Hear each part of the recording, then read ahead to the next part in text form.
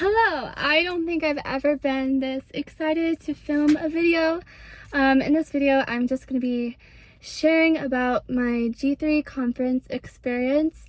And I just got back tonight, but I just wanted to make a video when I'm still in this level of excitement because the last 48 hours or whatever time it's been has been honestly one of the most incredible experiences of my life. And I just wanted to come on here and talk about it and encourage other people to go, and also share things I wish I did differently and regret, and show you what to expect at a conference like this.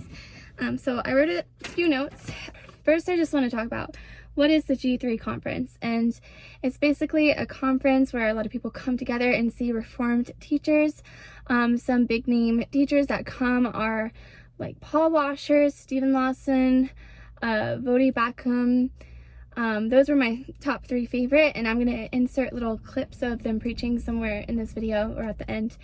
And it's just a time where people just sit and listen to teachings that are just so doctrinally sound and so passionate, and meet new people. And it was just overall a really great experience. You know, there's other conferences like the Passion Conference, but this doesn't even compare. Like, this is so far above the Passion Conference. Like, I'm sorry, I'm not trying to diss or shame anyone, but like at the Passion Conference, you usually have the cool people like Tim Tebow come to speak, which there's nothing wrong with that. That's cool.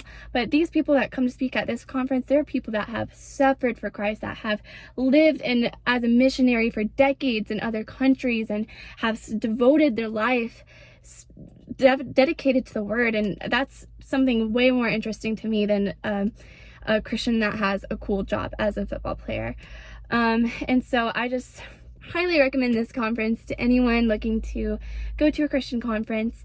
And it's a sacrifice. It's a time sacrifice. It's a financial sacrifice, but I'm glad I put that sacrifice into it because it was just worth it in every single way possible. It was truly just like a lifetime experience, and I hope I will get to do this again one day. I know they're holding one in 2023, which you can register for. Now I'm just going to talk about my time at the conference and kind of talk about what it was like to do this conference for the weekend. Soon after the conference, I was planning to make it like kind of a vlog style, but I just realized I'm not one of those people that just have a camera going everywhere to everyone I just met, like, oh, here's my YouTube channel vlog. I'm so not one of those people. No. I'd rather just be in the moment and not make things weird. But I did try to get a lot of footage of the conference. I think it would be helpful to have some like footage to show what the building's like, what the registration process is like, and all of that. So to take you through this experience, the first day we sadly missed. It was a Thursday. I had to go to work, and I had classes and all that stuff. But we came in on the first night and we stayed in an Airbnb, which it was a really nice experience. The Airbnb, it had a cute dog. It was very cozy, the look of it, very welcoming people. Yeah, but I do kind of wish, that was a regret I did have, was I really wish I stayed in one of the hotels adjacent to the conference, because I feel like, one, the convenience would have been really nice, but two, just feeling connected with the people that were staying in that hotel for the conference and more opportunity to meet people. But, you know, I'm trying not to focus on that, but I think an Airbnb is great, but just kind of consider that I do believe a hotel would have been better. I don't know the exact price comparison. I assume the Airbnb would have been cheaper, but I didn't really look into it. I just kind of assumed. So yeah, definitely if you can, stay in a hotel like adjacent to the conference. And also another thing is, don't go hungry, because you don't really have time to eat, because the lines of restaurants like on our lunch breaks around the center are so long. Like Chick-fil-A, Ethan, my husband, was in that line for like an hour before I'm like, okay, we need to figure out something else because the next sermon is about to start. And then we just went to one of the food vendors inside the conference, which was fine. So definitely have a big breakfast beforehand, so you don't get too hungry. I recommend waking up early and going to a cafe, because then you'll stay full throughout the day when you are when you have a big breakfast. And it was really cool because one of the cafes we went to beside the conference center, we could tell the other people at the tables were like there for the conference too, and you just felt that Christian love and atmosphere like around you at all times. I mean, people were like telling the waiter about Jesus and saying, I hope people tip you well and represent Jesus well, and just like anywhere you went, like if you were getting something at like a vending machine, like people were like, oh, can I just pay for you? Like if you're having trouble with your card, it's just, you felt the love being there. And so it was really a great atmosphere. I will say I was not prepared for the level of insanity with the traffic there. And I'm not even talking about the congestion or the busyness, but the crazy drivers. Like I'm not gonna even waste time telling you how many people almost wrecked into us because people would just swerve around us to go to the next lane, or just, I did get like kind of impatient and annoyed and frustrated, which I didn't think I'd feel like at a Christian conference. But yeah, be prepared for awful traffic. That's another reason I kind of wish that we're at a hotel so we'd be able just to walk across the street and stuff, because it was really stressful. I was not used to that level of traffic. So just a side note. But going in, the registration process was so easy. It's kind of funny because I don't know why, but I was like nervous for the registration. Maybe because I had like a problem with my plane tickets in the airport not too long ago, and I kind of was thinking the same thing would happen.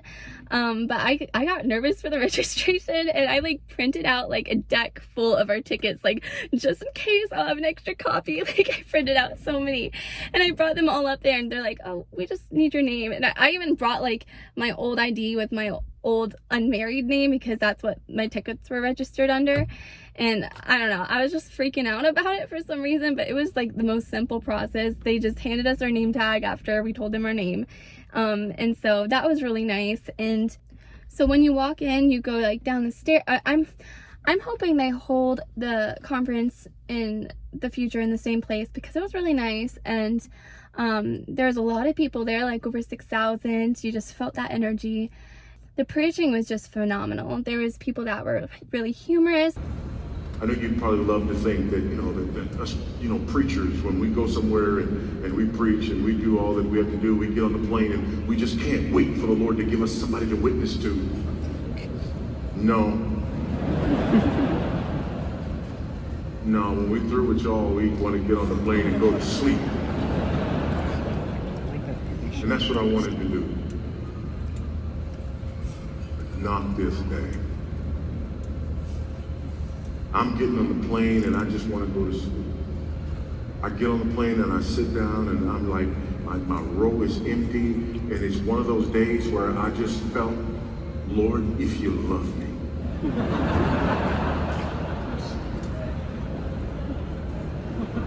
Just give me this row, God, just give me this row. And this woman sits down. That's fine. At least she wasn't a big old burly man, right? Like me. There's nothing like two big old burly men sitting next to each other on the plane, right? Again, whose elbow's going to be up on the... No. So it's a... Okay, Lord, thank you. I appreciate that. I was ungrateful. So now I can sleep because it's not a big burly man, and she opens up a book about Jesus. Not going to happen, is it?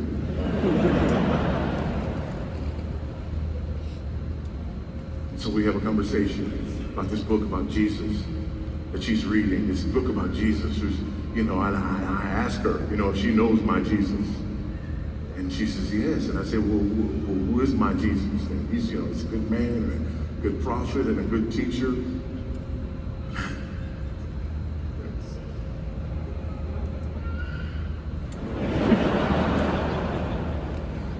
And that was all. That was all. And so I just had to ask. I said, okay, well, do you believe that he's God? No, I don't believe that he's God. I believe he was, a man who was close to God, and he was this and that and the other, and he was God. And do you believe that he's the only way to God? No, I don't believe he's the only way to God. There are many roads to God. Do you believe he died and rose again on the third day? No. I don't believe he died and rose on the third day. So then you don't believe that he ascended to the right hand of the Father, and he's coming again to judge the living and the dead? No, I don't believe that. I said, well, ma'am, I don't know you very well, but I feel obligated to tell you, you got issues.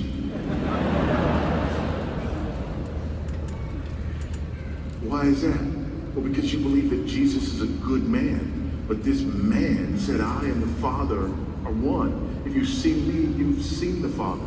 You say you don't believe he's God, but he said that he was God. A man who says that he's God is not a good man if he's not God.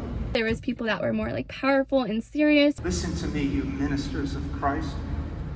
It is our stewardship and ours alone. This does not belong to princes or politicians. It's our stewardship to now lead her through the wilderness to her spouse. That's why we live. Men of Christ, that's why we exist. For her. For her. And every time we see a doubt in her eyes, we take one more jewel of the gospel and we place it in her hand and we say, he is worth it. And every time she becomes afraid going through this terrible wilderness with all its monsters, and she wants to turn back, we pull out another jewel of the gospel and we lay it in her hand and we say, it's worth it. And every time some handsome young man passes by going in the opposite direction, we catch her gaze and we turn her back and we place another jewel of the gospel in her hand and we say, no, no, no. He is worth it. And every time bandits appear, we show no mercy. We draw our swords and we slay them.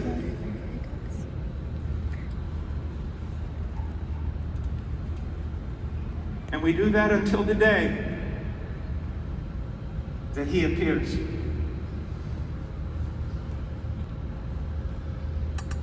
And she sees him, and her face is all aglow because her garments are white. And one last time, she turns back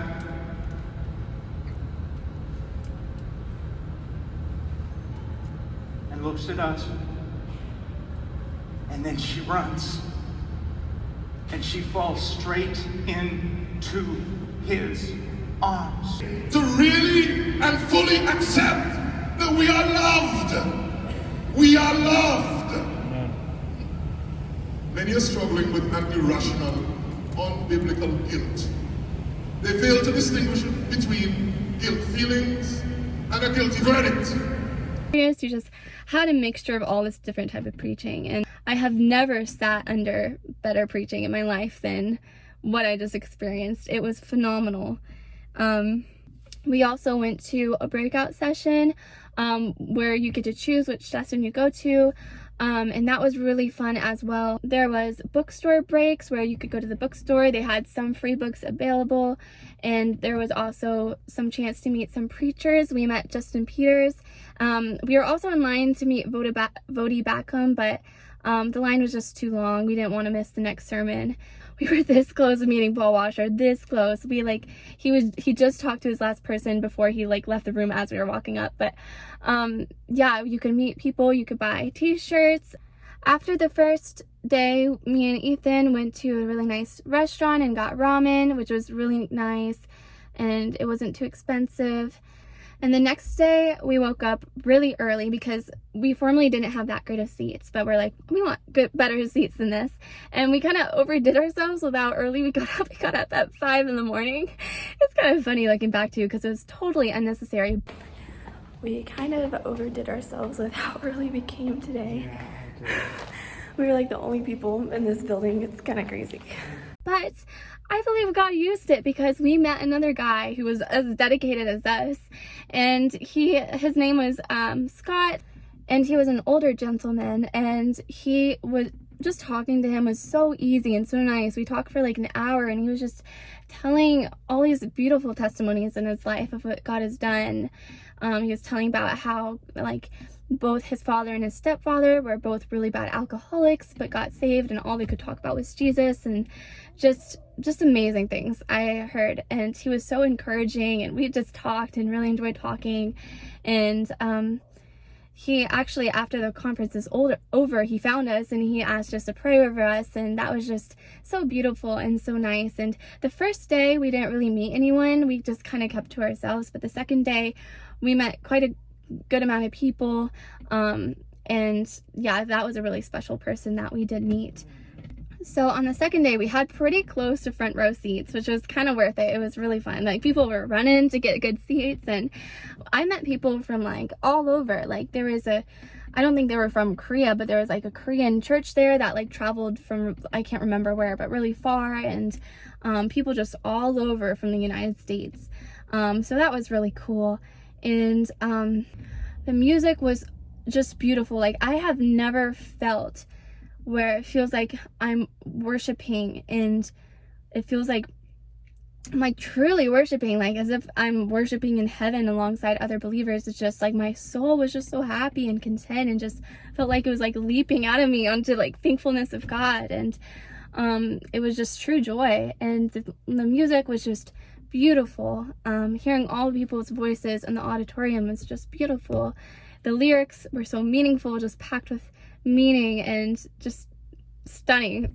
And again, the preaching was just phenomenal. Like, there was sometimes where just this holy quiet would just go over the building, where it was just so quiet because everyone was like so in awe, and even babies would stop crying and all of that. Law, so without purpose, you and I have been given a purpose.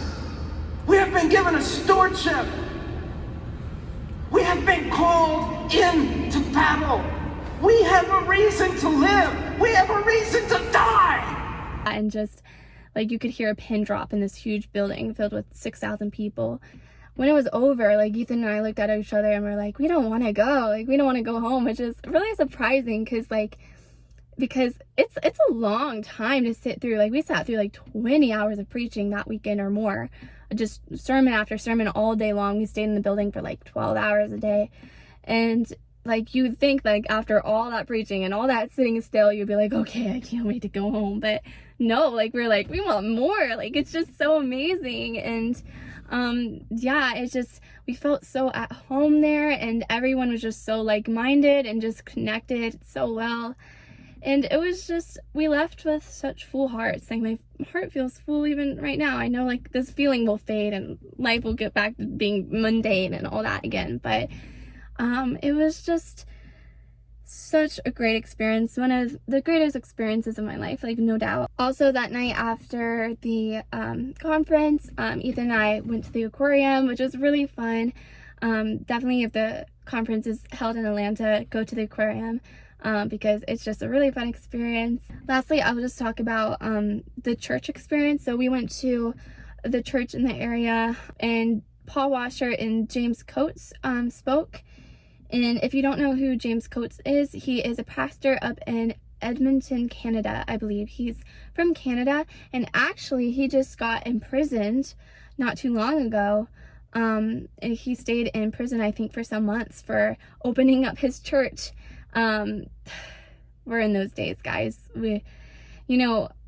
Any sermons you love online or any content you've found helpful, I recommend to save it on flash drives, write up the transcript, whatever you don't want disappeared out of your life. If there's a certain sermon that has really kept you through some times, because I don't believe Christian content will be available much longer. I mean, the person I just saw preach today opened his church to preach in Canada, even after vaccines were released.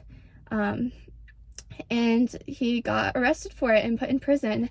And whatever you think about COVID, whatever you think about the vaccines, that's not what I'm trying to get out here. I'm trying to say we have to open our eyes to the fact that our freedoms with religion are not going to be available forever. And so yeah, but I saw him preach and he was phenomenal too. Paul Washer spoke and it was super applicable to my life. I feel like my prayer life has not been what it once was. I've been super stressed and busy with all that I have to do, and and he talked about just prayer and the way that God loves us. I'm like, oh my goodness, I need to stop making excuses, and I need to just start praying fervently each and every day and make no excuse for it. Because even Jesus, when he was worn and busy, he would go to pray. And so it was just exactly what I needed to hear, and something that I'm going to try to implement in my life coming back. I will not take food and clothing to live in luxury. I will not take food and clothing and funds and resources to just spend my time having a good time. No, I'm in a battle. I'm in a war. Give me only what I need in order to spend my entire life for your glory and the advancement of your kingdom and the doing of your will. And also another great thing that happened at the church service is Ethan and I don't know like too many young couples, not too personally anyway, but we met another young couple that was a young married couple also traveling to see this Christian conference, and they were really fun to talk to. We didn't get to talk long, but they were interested in a lot of same things that we were, and hopefully we'll get to meet up sometime, and it was just so good to meet them. So that was pretty much all. I definitely would say try to make the sacrifice to go. I know it's a lot of money to be traveling anywhere for any amount of time, but I'm so glad that we made the sacrifice to go. And I just want everyone to experience this. Like I kept on thinking, and Ethan and I were telling each other this just back and forth while we were there. I'm like, I wish my friends could see this conference. I wish my family could see this conference. I wish Ethan's family could see this conference. I just want everyone to experience that type of doctrinally sound preaching. Like that gentleman told me before the conference, is like, people need to learn the gospel and get it right and tell people.